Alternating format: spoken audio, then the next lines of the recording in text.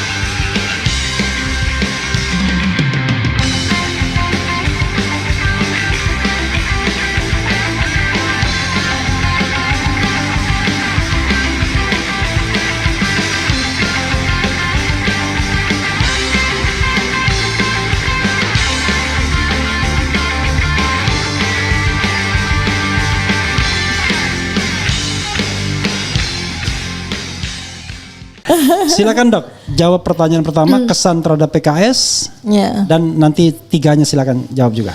Ya, ini bridging moment, nanti karena kita mau bicara luar biasa nih, 4 benua ya, kita akan 3 benua, kita akan bicara 3 benua nanti, dan itu adalah sebuah momen pembuka untuk Gibran's Black Paper. Makanya nih saya jelaskan dulu ya. Pertama saya akan sampaikan kunjungan ke fraksi Keadilan Sejahtera. Ini hari istimewa ya, tanggal 30 September 2025. Ya. Tepat G30 PKI. Oh iya, 2025 40 tahun dong. Kok 40 tahun? 50 tahun. 50 tahun. Kok 50 tahun? 60 tahun. Gimana matematika kita nih? Soalnya begitu saya kok 65, saya lahir tahun 70 aja udah 55 ya. 60 jadi, tahun yang lalu. Ya. Tidak keberatan Dok yang di-spill ya. Saya sama Dr. Tifa ini usianya sama. Silakan. Enggak kan, beda 25 tahun. Beda 25 tahun. Secara biologi. Secara antropologis. Secara appearance ya. Oke, silakan. Jadi tadi sebetulnya kan semua adalah jalannya Allah ya.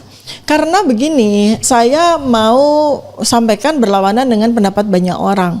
Banyak orang berpendapat bahwa kami sering bersurat ke komisi-komisi, kami juga sering bersurat ke fraksi-fraksi. Kemudian pernyataan-pernyataan mereka, spill mereka tentang ijazahnya Joko Widodo, terutama Habibur Rahman yang ketua Komisi 3 gitu ya.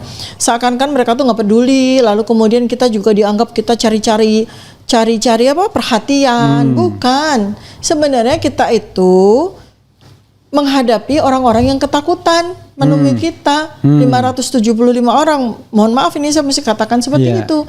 Karena sebetulnya kan mereka itu adalah wakil rakyat yang memang kewajibannya adalah menemui kita, rakyat yang ingin menyampaikan sesuatu, ingin mendapatkan perlindungan atas sesuatu, ingin mengadu sesuatu, ingin menyampaikan aspirasi sesuatu, kan seperti itu ya.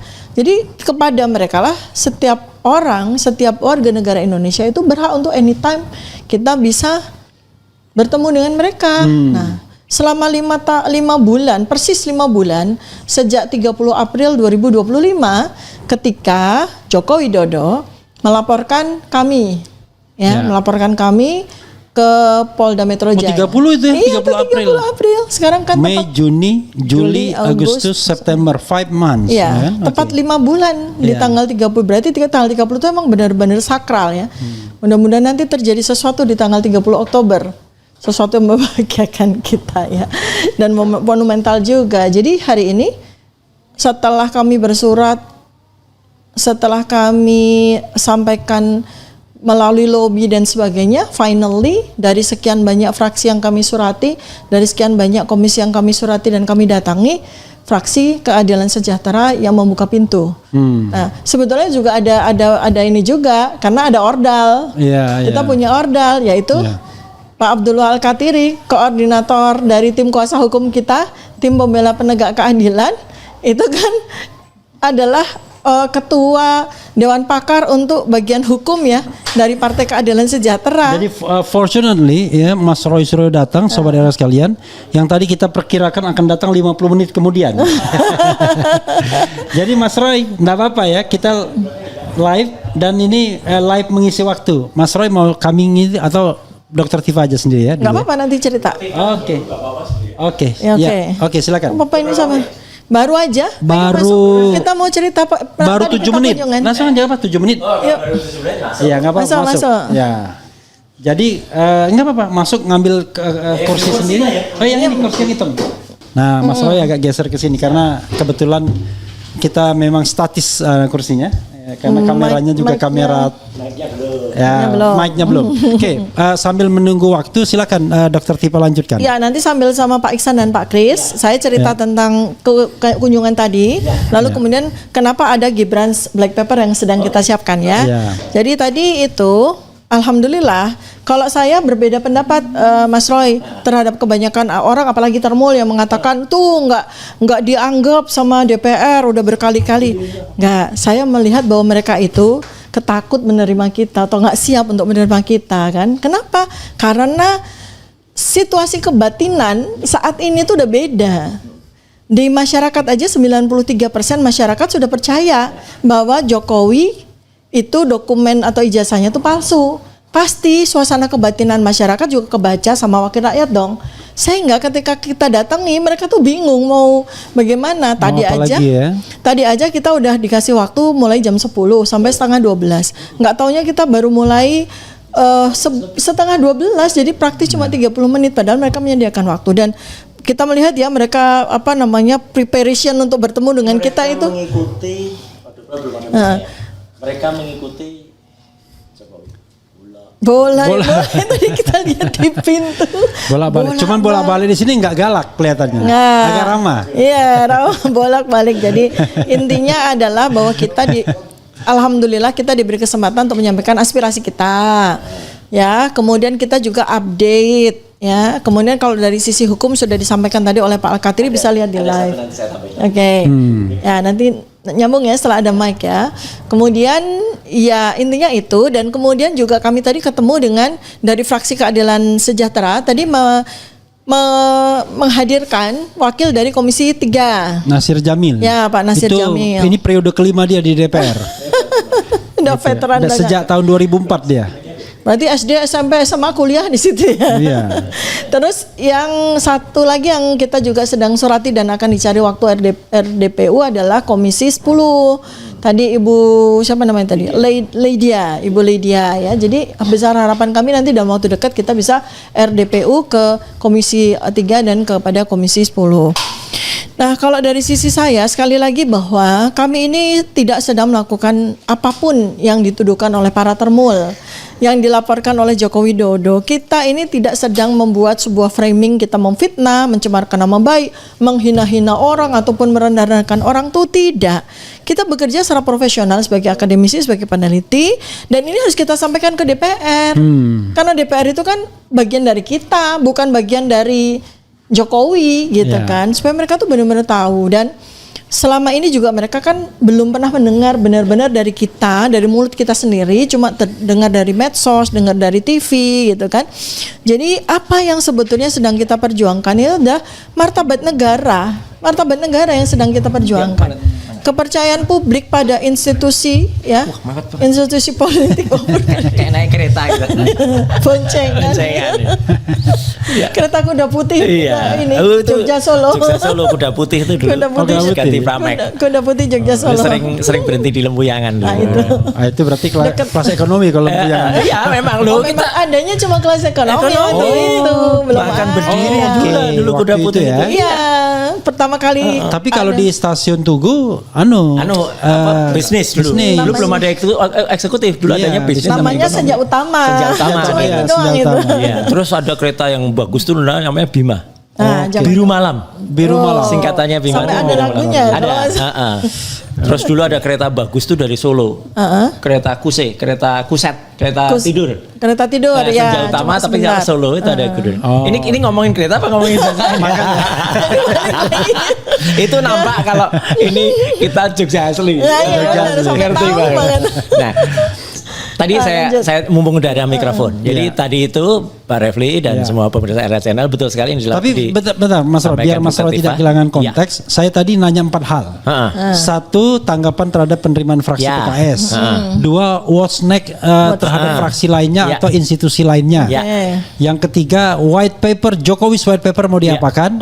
Dan saya dengar ada Gibran's Black paper. Itu 4 pertanyaan itu. Silakan. Saya nyambung aja. Tadi Dr. Tifa mengatakan alhamdulillah kami diterima baik sekali. Jadi tadi saat Dr. Tifa belum naik ya, saya ngobrol juga cukup panjang dengan ketua fraksi ya. Jadi ketua fraksi Pak beliau dulu di Komisi 1, sekarang di Komisi 4 ya. Gitu. Jadi artinya kawan lama. Jadi kita ngobrol ya gitu.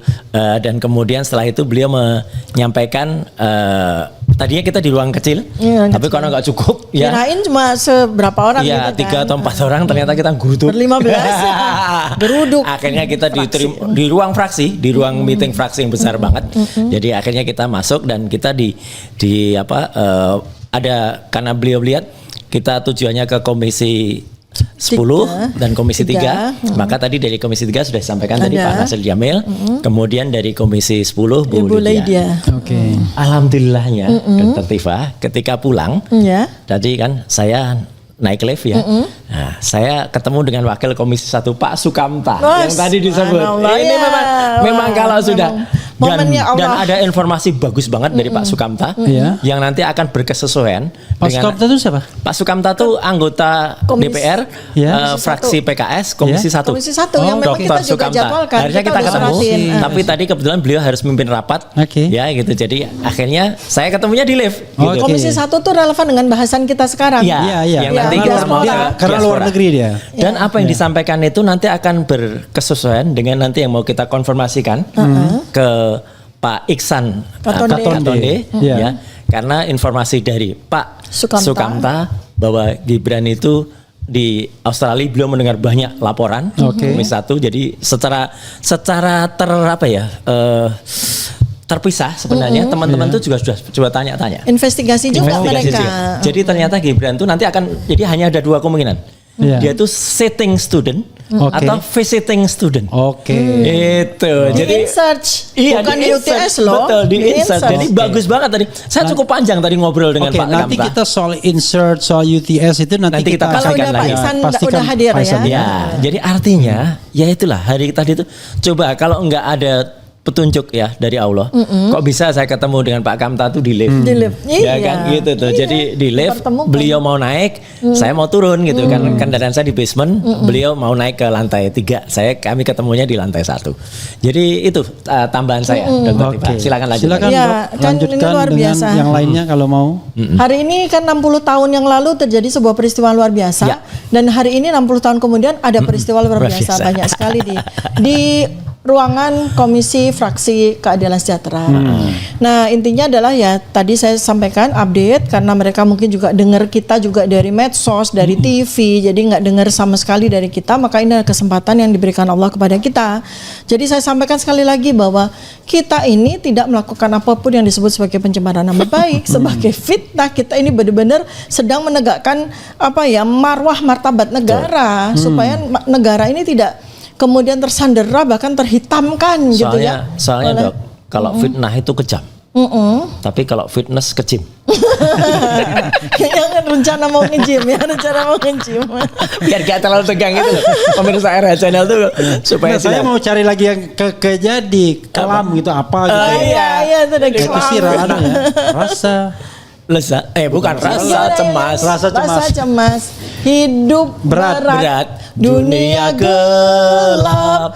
Fu fa fa makzulin saja. Terus. Dan kalau bicara fu fa fa maksulin aja, nanti fu fa fa itu biar kembali ke, kan dulu katanya bapaknya, wah anak saya itu bisnis, gitu. Dia udah bisnis martabak kok gitu, tapi bangkrut sudah, terus bisnis apa lagi? Kota Barat ya, Markobar, kita martabak Kota Barat. Terus dulu ada bikin apa ya itu, ada keripik, ada apa gitu. Saya ngusulkan nanti dia bisnis FFC. Mangkokku. Fufu Fafa Chicken. Wah.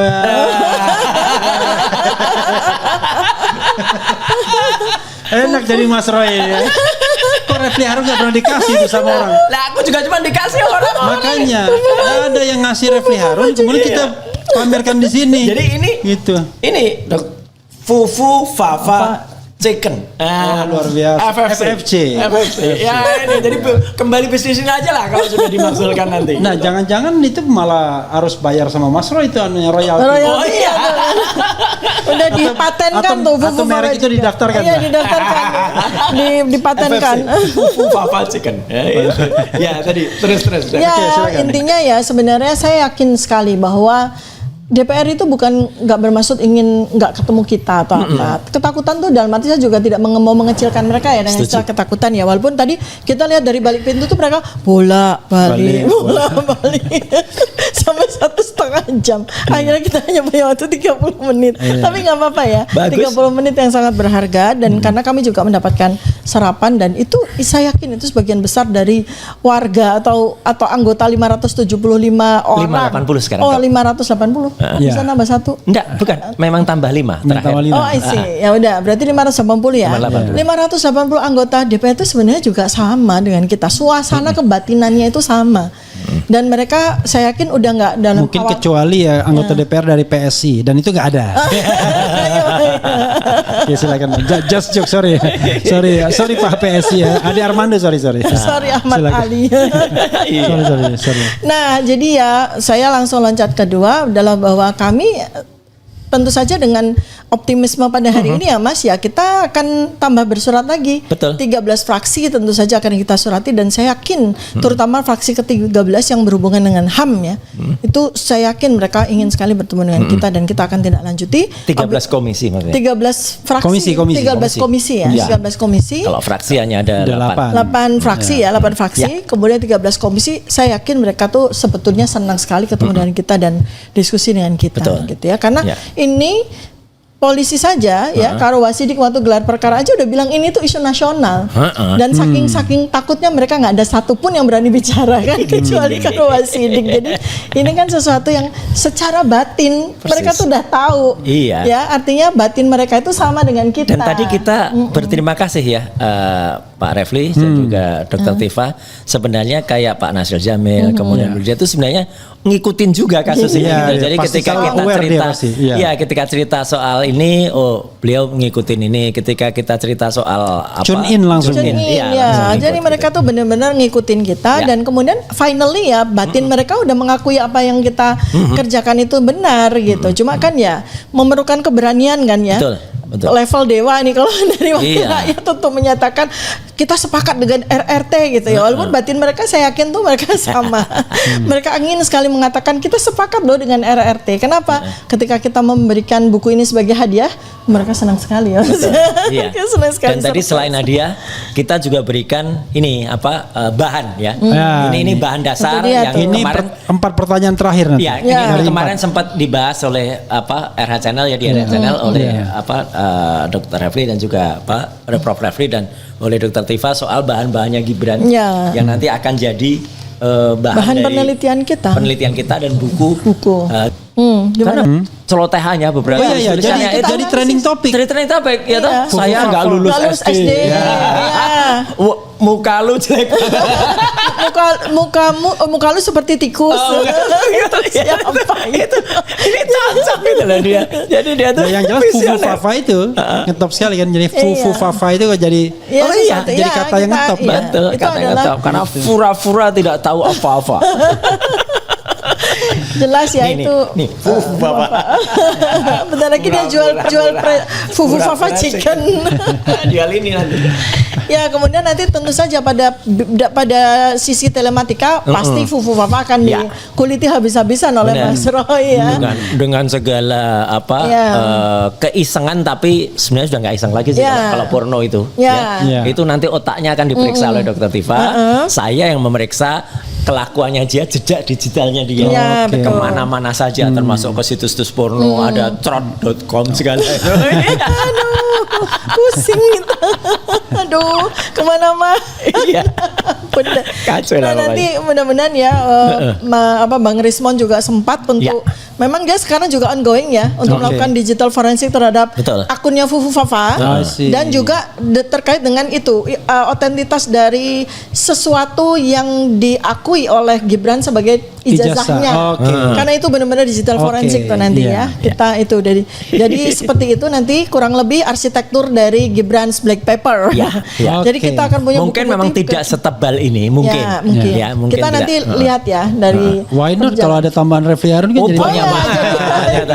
Mungkin Mas Refli mau tambah 200 halaman.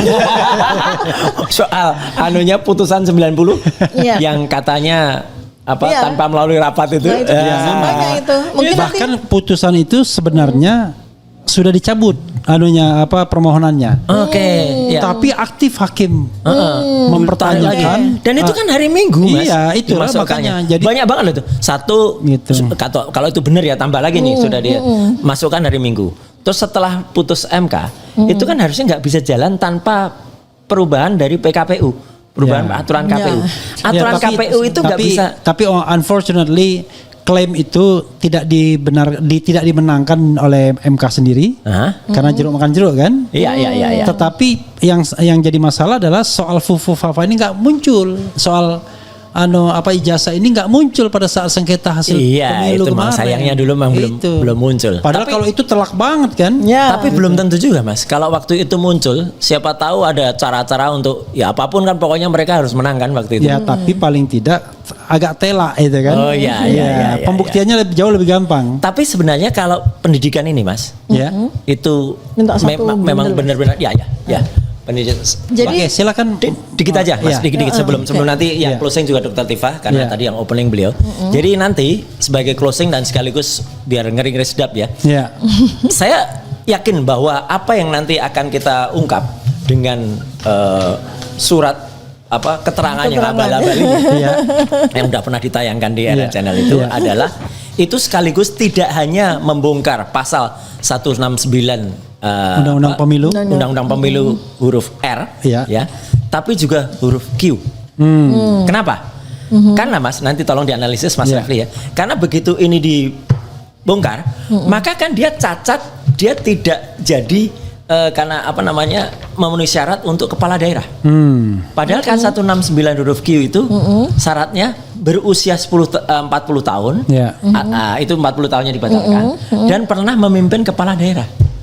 Nah kalau dia ini cacat kan ini adalah waktu ditandatangani oleh Pak Sutanto ketika menjadi kepala daerah, kan berarti kepala daerahnya failed.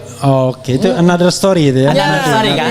Dan another story lainnya Pak Tanto ini sekarang lagi dipanggil ini untuk kasus Chromebook. Waduh. Mantul. Itu jadi closing statementnya. Sementara kita ongoing juga dengan ini, jadi akan lebih banyak lagi dan nanti setelah maghrib, insya Allah kita akan lebih dahsyat lagi dengan dari Australia. Mengulik semua. Silakan. Ya sekali lagi adalah bahwa saya kemudian Mas Roy, Bang Rismon, nanti kemudian ternyata ada juga hasil penelitian dari Abang Refli. Ini kita ini sebenarnya kan bukan sedang mengulik atau sedang mau mencemarkan nama baik, fitnah seseorang, tidak. Kita ini sedang menegakkan membaikkan nama cemar. Enggak juga ya. Kita mempertegas kecemaran dari dua buah nama.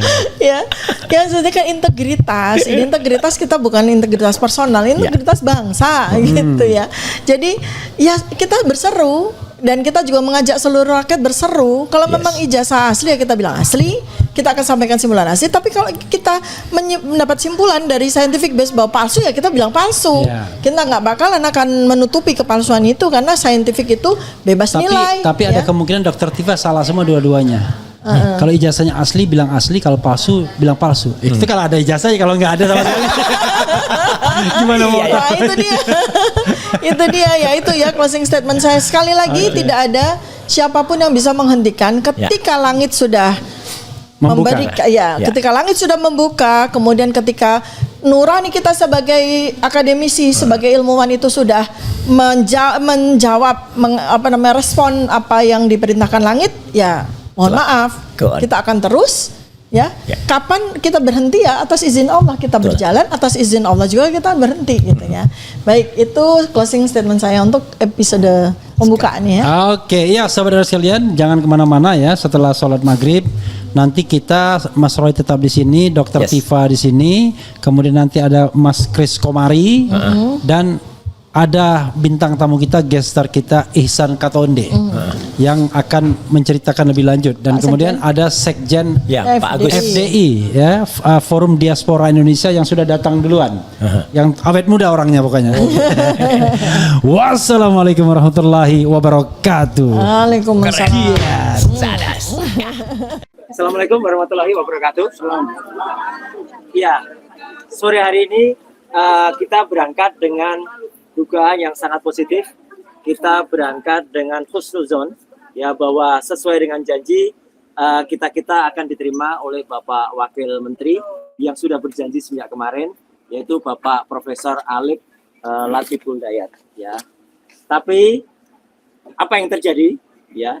Sampai di dalam kami mendapatkan keterangan dari Bapak Pak Ses Mendikmenjur ya, Pak Dr. Eko Sulistyo dan Pak Anang dari Ketua PPID, bahwa Pak Wamen ingkar janji. Ya, Wamen tiba-tiba menyatakan ada acara di DPR, ya, dan kami sempat akan langsung keluar tadi karena apa? Pernyataan yang ada pada Pak Dr. Eko Sulistyo dan juga Eko Susanto, makasih Mas Michael, dan Pak Anang PPID sama persis dengan pernyataan yang dulu pernah kami terima. Tapi ada hal yang sangat menarik. Jadi nanti akan didetailkan oleh Pak Rismon. Tapi Pak Eko meralat pernyataannya yang terdahulu bahwa waktu itu ada Michael juga ya waktu itu. Katanya Gibran itu ada 2 raport, yaitu raport kelas 10 dan kelas 11 dari pendidikannya di Orchard Park Secondary School. Itu artinya dia kelas 1 dan kelas 2 SMA. Kalau kelas 10 dan kelas 11 sesuai dengan data ini. Tadi diralat. Setelah dia mungkin juga mendengar, dia tahu bahwa faktanya dibuka juga oleh Profesor Zulfikar di Singapura bahwa Orchard Park Secondary School itu hanya SMP plus 1 tahun. Jadi Gibran itu pindah ke Singapura itu SMP plus 1 tahun. Ya. Jadi dia hanya dapat kelas 1 SMA. Katanya ada sertifikat O level katanya. Jadi sertifikat O level itu sertifikat SMP plus 1 tahun. Faktanya, terus terang teman-teman semua, nggak usah kecewa ya, sama kekecewaannya dengan saya di dalam, tidak ada satupun berkas yang ditunjukkan tadi di dalam. Dan kami sudah minta berkas itu, tapi mungkin harus kita minta dengan Pak Jahmada tadi, kita harus minta dengan kita hadirkan di persidangan. Jadi di PT-UN ya, atau nanti melalui Pak Subhan, itu juga ya Pak Subhan yang sedang berjuang juga untuk menggugat Gibran. Dan yang paling menarik adalah konon tadi Pak Eko Sutanto mengatakan Gibran itu meneruskan di UTS Inses ini untuk kelas 11, kelas 12-nya. 2 tahun. Faktanya dia tercatat di Kemendikbud ini itu juga hanya setahun di situ. Jadi itu pun sudah nggak cocok. Lebih faktanya lagi dari Pak yang ada di Sydney ya, mengatakan Pak Ihsan Katonde, Pak Ihsan mendengarkan kabar juga langsung ketika dia ngantar Gibran itu tidak selesai ada di UTS. Saya akan maksimalkan lagi nanti ketika saya ada di Sydney ya gitu. Saya akan tanya langsung baik ke UTS, ke Pak Ihsan maupun dengan teman-teman Forum Diaspora Indonesia yang ada di sana. Ya nanti moga-moga ada orang mungkin Bang Respon mau ke Singapura ya gitu untuk ngecek kalau ke MTSM misalnya. Kembali Yang jelas begini. Yang jelas hari ini kita semakin yakin, semakin pasti bahwa Gibran tidak lulus SMA dan sertifikat ini layak untuk kemudian dipertanyakan dan digugat ya. Karena ini adalah tidak benar atau bisa dikatakan sertifikat ini tidak mengalami pengkajian dengan benar. Itu clear banget. Bang Respon silakan, monggo. Oke, pemirsa dan rakyat semua yang yang menginginkan pemimpin yang jujur, pemimpin yang benar-benar lulus SMA minimal, ya. Seluruh rakyat Indonesia dari Sabang sampai Merauke. Oke, kami sangat kecewa, ya. Pejabat publik setingkat Wamen Dikdasmen berjanji kemarin kepada kita pukul 3 sore. Ya, dia yang berjanji, dia yang mengingkari. Itu sebuah kebiasaan di Republik ini, ya. Oleh karena itu kita menanti sampai besok ya, jawaban ya atau tidak, bersedia atau tidak untuk menerima kami. Kalau tidak bersedia, apa jawabannya? Kalau bersedia kapan? Jadi kami tunggu ya kepada Wamen Dikdasmen Profesor Alif. Ya, itu Alif satu. Ya. Poin yang kedua, ya, Dr. Eko Sulistyo pada pertemuan kami terakhir mengatakan bahwa Gibran mengambil 2 tahun di Orchid Park Secondary School yang disetarakan menjadi kelas 10 dan kelas 11. Dan hari ini dulu ya, terakhir kami bertemu 2 minggu yang lalu, dan sekarang dikoreksi menjadi kelas 9 dan kelas 10 alias kelas 1 SMA. Ya, setara dengan kelas 1 SMA. Artinya, ya, pemahaman mereka kelas 2 dan kelas 3 SMA itu diambil di UTS Insights kursus. Bisa. Di dalam web arsip, ya, silabus UTS Insights tahun 2006, ya, yang dikatakan Gibran menempuh kursus di sana, itu hanya ada 2 course, yaitu English course atau diploma.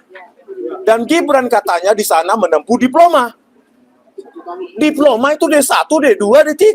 Bagaimana mungkin Ditjen Dikdasmen saat itu menyetarakan itu menjadi kelas 11 dan kelas 12.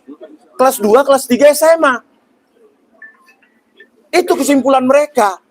Kelas 1 SMA-nya di Orchid Park Secondary School, kelas 2, kelas 3 SMA-nya di UTS Insights mengambil program diploma bisnis. Halo, rakyat Indonesia, kalian dengarkan bagaimana manipulasi dokumen itu udah sebuah kebiasaan di Republik ini, khususnya di zaman pemerintahan Joko Widodo. Ya, selanjutnya kita lihat di sini. Saya tanyakan tadi. Iya, ini langsung ditanyakan Pak. Ya, langsung. Ya, persyaratan mereka yang mereka gunakan itu ada di sini. Penyetaran ijazah, panduan penggunaan layanan penyetaran ijazah, Sekretariat Ditjen Pendidikan Dasar dan Menengah Kemendikbud saat itu. Ya, pada halaman 11 saya tanyakan tadi. Ya, huruf F ijazah atau diploma, ya, yang menjadi syarat untuk disetarakan itu tidak ada. Saya bilang, yang huruf F. Apa yang disetarakan? Ijazah, diploma, UTS Insights itu. Padahal dia mau menyetarakan SMK. Iya. Yang dipakai ijazah diploma. Satu itu. Ya, 2 rapor. Rapor 3 tahun. Yang kedua, raport 3 tahun terakhir. Kacau, kan? Raport. Di sini udah dijelaskan, J. Raport 3 tahun terakhir. Yang dimiliki berarti raport kelas 1 SMA. Orchid Park Secondary School. 2 raport yang lain mana? Dari diploma. UTS Insights. Coba bayangkan. Raport kelas 1 SMA di Orchid Park Secondary School, 2 raport lainnya dari UTS Insights berupa program diploma. Itulah yang menyebabkan lahirnya surat keterangan SMK grade 12. Harusnya kan di sini kalau kelas 10 adalah penyetaraan dari Orchid Park Secondary School, harusnya di sini telah menyelesaikan kelas 11 atau grade 11 dan grade 12 dong. Bukan grade 12 saja. Grade 11-nya di mana? Ya. Karena di Orchid Park Secondary School cuma kelas 10, hanya kelas 1 SMA. kelas 11-12-nya diploma UTS Insert pengakuannya. Terus ini kenapa hanya grade 12? Harusnya kan grade 11 dan grade 12. Inilah pemirsa ya. Oleh karena itu besok ya kita menunggu jawaban dari Wamendikdasmen kepada Pak Roy Suryo, nomor HP-nya juga ada, dan kuasa hukum kami Pak Jahmada Girsang, untuk kami tunggu. Jawabannya gampang sebenarnya. Yes or no? No, nggak apa-apa. No, nggak mau jumpa juga nggak apa-apa. Gitu loh. Itu hakmu. Mumpung belum diciduk KPK mungkin ya kan. Nah, yang kalau yes, kapan? Yes, kapan? Kalau Anda takut, ya berarti Anda salah. Kalau benar, kita seminar ilmiahkan saja. Ini. Ya, oleh karena itu, saya tadi memberikan masukan kepada para tim hukum. Ada Bu Kurnia juga di dalam. Ya, ada Bu Kurnia juga membuka diri. Kalau begini, tipikal pejabat kita, kayaknya selalu kita berakhir di PT UN dan nanti di NO kan. Kekuatan dinasti Jokowi. NO. Begitulah nasib kita. Siklus terus berulang. Ya, rakyat diombang-ambingkan sehingga nanti ini redup, rakyat bosan dan Gibran tetap capres 2029. Rela nggak? Ya, oleh karena itu Mbak Menu mana? Mbak Menu. Mbak Menu dan semua segenap tim relawan, kalau besok kita tidak mendapatkan jawaban untuk bisa bertemu dengan Wamendikdasmen, maka silahkan para relawan, seluruh elemen relawan, kita arrange untuk mengeksekusi hak kita, berdemonstrasi secara tidak anarkis. Kayaknya mereka hanya paham bahasa keramaian. Ya, kalau bahasa formal begini mereka tinggal menghindar. Silakan di-arrange para purnawirawan jenderal dan lain seluruh elemen masyarakat. Tunggu. Ya, kita akan datang secara pakai suara toa mungkin. Karena kalau cuma begini mereka nggak dengar. Ya. Oke, sampai di situ pemirsa ya semua, kita tunggu besok. Tunggu besok jawabannya apa. Ya, tetapi itulah ya saya simpulkan. Satu SMA di Orchid Park Secondary School, kelas 11 dan kelas 12 diambil Gibran program diploma UTS Insert. Masuk akal nggak? Itu aja jawabannya. Sebelum Pak Jahmada, mungkin Pak Subhan ada masukan nggak? Oke, Pak Subhan. Apa? Iya. Oh ya, oke. Habis ini ya, Pak Subhan. Ya, habis aja Al-Fatihah dulu ya. Kecelakaan ini Ya, ini penggugat 125 triliun. bisa kita buka di TUN Ya, siap. menggunakan Undang-Undang Administrasi Pemerintahan Ya, pasal 77 dia lagi namanya viral. keberatan. Dan ini akan saya lakukan. siap. Oke. Saya butuh untuk bukti karena Ya. Jadi ini saya akan melakukan ke TUN. Baik. Koordinasi Oke. dengan tim hukum. Ya, Siap. boleh. Oke, makasih Pak Subhan. Pak Jahmada, silakan lanjut. Makasih Pak Subhan. Oke. Baik, saya lanjutkan ya. Ya, Saya bilang sahabat-sahabat lah semua ini yang setia sama kita selalu Mas Roy. siap. Jurnalis ini. Saya kepentingan untuk hadir di gedung ini, gedung milik rakyat ini, tentu saya membawa jurus hukum. Nah, Ya jurus hukumnya apa? Kita membicarakan soal pendidikan ini. Mulai dari dasar, menengah, sampai tingkat tinggi di negeri ini. Jangan lupa, kita tidak pernah menyinggung undang-undangnya. Kali ini saya akan sampaikan undang-undangnya. Ya. Bahwa sesungguhnya undang-undang yang menaungi sistem pendidikan dasar, menengah, sampai tingkat tinggi, itu sanksi pidananya berat loh. Oke. Oleh sebab itu saya bertanggung jawab selaku advokat memberikan penjelasan ini kepada seluruh rakyat Indonesia, ke seluruh stakeholder, ke seluruh yang terlibat, bahkan yang melibatkan diri, bahkan yang terpaksa terlibat atau sudah terlibat di keseluruhan ini. Saya menjelaskan apa itu undang-undangnya. Ada dua. Pertama, Undang-Undang Nomor 20 Tahun 2023. Jelas ya? Itu undang-undang tentang Sistem Pendidikan Nasional, Sisdiknas. Apa yang diatur di situ, itulah yang mengatur dasar-dasar pendidikan di bangsa dan negara NKRI ini. Diatur baik-baik pasalnya. Lantas hanya baik-baik saja, ada tentu sanksi pidananya. Saya bacakannya biar nggak salah. Untuk Undang-Undang Sistem Pendidikan Nasional itu sanksi pidananya jika menyalahgunakan dana pendidikan. Kita no comment tentang itulah. Oke. Ya, Langsung sudah ke sini. terjadi. Ya. Kedua, memalsukan data Nah, pendidikan, hukumannya 5 tahun atau denda 500 juta. waduh. Dendanya katakanlah zaman sekarang mungkin gitu loh. Tapi penjaranya, ancamannya 5 tahun. Jangan lupa itu. Oke? Itu undang-undang pertama. Undang-undang kedua, sesudah ada undang-undang Sisdiknas nomor 20 tahun 2023 tadi, ada turunannya. Oke. Ini lebih seram. Ya. Disebut Undang-Undang Perguruan Tinggi. Ini khusus mengatur perguruan tinggi. Jadi yang kita bicarakan ini kan menyangkut dasar, menengah, dan tinggi. Ya. Begitu Mas Roy? Ya. Yang kita bincangkan ini khusus pendidikan tinggi. Undang-Undang nomor 12 tahun 2012 masih tergolong bagus. Oke. Masih tergolong baru. Oke, di situ yang mengatur khususnya Tridharma Perguruan Tinggi. Hati-hati. Waktu Rektor UGM memberikan pidato sudah counter dengan Tridharma Perguruan Tinggi. Tapi sepertinya berjalan terus. Saya ingatkan sekali lagi. Saya advokat kuasa hukum selaku tugas mulia dalam perkara ini, saya mau luruskan secara hukum. Satu, apa Tridharma Perguruan Tinggi? Saya perlu jelaskan, Mas Roy. Satu, pendidikan. Ya. Kedua, penelitian. Klien-klien kita ini sedang mengadakan penelitian modal sendiri. Tidak ada orang besar. Tidak ada bohir. Seharusnya kita bersyukur rakyat ini. Masih ada yang meneliti tentang meneruskan pendidikan di bangsa dan negara ini. Bukan begitu? Saya tidak menghasut ini.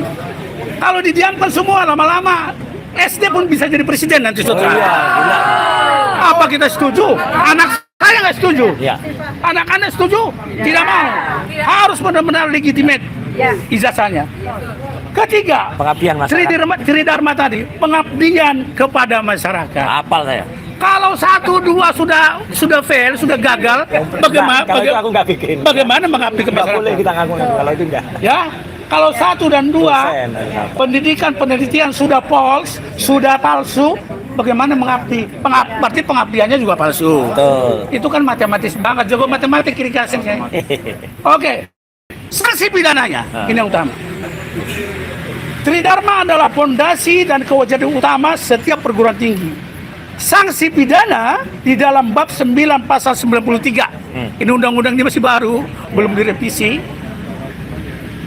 Menyelenggarakan pendidikan tinggi tanpa izin. Itu banyaklah urusan di bangsa ini. Oh, Ya. itu kampus tertutup itu. Siap. Menyelenggarakan pendidikan tinggi tanpa izin. itu. Kedua, mengeluarkan ijazah tanpa izin. Dua-duanya undang-undang ini fokusnya ke situ. Oleh sebab itu saya katakan, saya selaku advokat menyampaikan ini bukan dengan suara yang mempengaruhi. Saya sampaikan tugas saya juga menyadarkan rakyat siapapun secara hukum. Itu tugas kami, opposium nobile. Terus jika melanggar pasal-pasal yang ada di undang-undang itu, pasal 28, 42, 43, 44, 60 dan 90, pidana penjaranya serem banget, 10 tahun. Dendanya 1 miliar. Oleh sebab itu, sahabat-sahabatku, Mas Roy dan Mas Rismon saya panggil hari ini. Karena suasana Jogja soalnya. Dan Mbak Kurnia di belakang dan yang lain. Dan Pak Suban, salam Pak Suban, berjuang terus ya. Saya sampaikan bahwa beberapa kali klien kami ini baik Mas Roy, Mas Suryo, Mas Roy dan Mas Rismon Nggak harus ada lucunya biar nggak tegang. Mas Kalau ada Roy lucunya dan harus ada Risma Samsul Kurnia dong. berkali-kali bolak-balik ke instansi pemerintah resmi. Ya. Saya selaku warga negara juga advokat merasa kecewa terhadap pejabat-pejabat ini. Iya. Kan mereka juga rakyat toh. Betul. Mereka juga dibiayai oleh rakyat Uang toh. kita. Iya. Concernnya tanggung jawabnya di mana? Iya. Iya. Perlu saudara ketahui, tadi saya memaksa masuk ke gedung ini. Betul, nggak apa-apa. Hak Karena kita. mereka di dalam, saya masih di luar. Iya. Karena saya terlambat sebentar. Ya. Dengan membahasakan bahwa advokat itu tidak boleh dilarang. Ya. Officium nobile akhirnya saya bisa masuk. Alhamdulillah. Kalaupun barter dengan Mbak Ulan. Barter seperti barter barang apa gitu. Keluar satu masuk satu. Tapi nggak apa-apa. Iya, iya. Sepenting saya udah sampaikan 2 undang-undang ini kepada pejabat-pejabat yang kami temui di dalam. Ya. Dan selanjutnya saya bilang maaf karena saya datang secara hukum, Bapak jawab secara hukum. Bukan begitu Mas Roy? Siap. Izin Pak, boleh nanya? Sebentar, jangan masih panjang ini. Ya, Kapok kawan. jangan ganggu dulu. Mau nanya dulu nih. Oke, jadi saya tegar urgensinya adalah hari ini kami bergerak lebih serius daripada sebelumnya. Iya, iya, iya. Hari ini saya harus tampil menyampaikan 2 undang-undang tentang pendidikan dasar, Ya. menengah sampai pendidikan tinggi. Jika ada pelanggaran di bidang itu, sanksi hukumnya pidana 5 tahun dan 10 tahun. Ya. Sekarang siapa yang mau masuk penjara? Apakah Mas Roy dan Bang Risman? Nggak mungkin. Mereka peneliti kok. Yang salah pasti dari sana. Saya katakan, maaf kata yang salah pasti dari sana. Ya. Dadernya bahasa Belandanya. Oleh sebab itu, marilah bapak-bapak sekalian, pemimpin di bangsa ini, saya kalau pidato tidak perlu sebut nama. Ya. Nah, tadi sudah nyebut. Yang lain. Oleh sebab itu, pemimpin kita, khususnya di bidang pendidikan ya Kementerian Pendidikan lah, yang juga prihatin kita sekarang ini, jangan menambah keprihatinan lagi. Perbaiki yang ada. Mas Roy dan Mas Rismon ini datang baik-baik. Siap. Sampai tidak makan siang tadi katanya. Iya. Oke, habis ini kita makan siang ya. Tapi sudah sore. Ya, Bagaimana dia makan ceritanya? sore, Pak. Jadi kembali saya ingatkan sekali lagi bahwa yang diurus oleh Mas Roy dan Risman dan Kita semua. dan Mbak Kurnia dan kami kuasa hukum ada Bang Samsul di sini. Ya. Mbak Menu ada dari ARM. Mbak Menu terima kasih ya. Ya. Dan Pak Suban senior saya yang berjuang Jakarta Pusat. Ya. Tetap berjuang Pak Suban, kita dukung. Dan jurnalis sekalian, Ya. bahwa hal ini adalah penting sekali ada hukuman pidananya. Betul. Jangan dianggap ini perkara perdata. Iya. Pidana ini. Iya. Bukan perkara kepailitan ini. Iya, Saya setuju. jelaskan di satu podcast. Iya. Ini bukan perkara kepailitan, ini perkara pidana. Siap menunggu di penjara.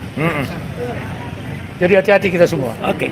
Saya pikir itu penjelasan dari saya. Ya. Cukup jelas ya. Ya. Tidak perlu panjang-panjang, yang penting ada poinnya. Ada pertanyaan nih Pak. Ayo, tanya. Nah, jadi yang Bapak maksud memalsukan data itu apakah masuk dengan memberikan data ke KPU untuk pencalonan? Termasuk itu dari lingkarannya. Ini vicious circle pidana namanya. Kalau berbuat di lingkar pertama, melanjut ke lingkar pertama, namanya vicious circle kriminal.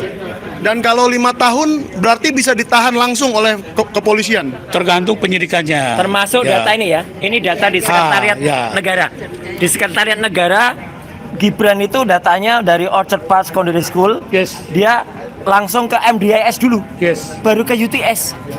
Berarti kan sudah bertabrakan dengan dana di Kementerian Pendidikan Dasar Menengah. Artinya dari sini sudah pasti ada yang salah.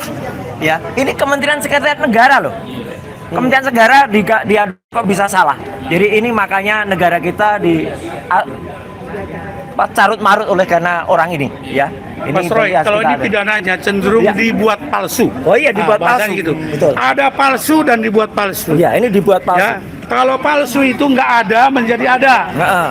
263 KUP. Kalau dipalsukan ada, tapi ijazah orang lain dibuat ucara si A jadi si B, itu Betul. namanya dibuat palsu. Ya.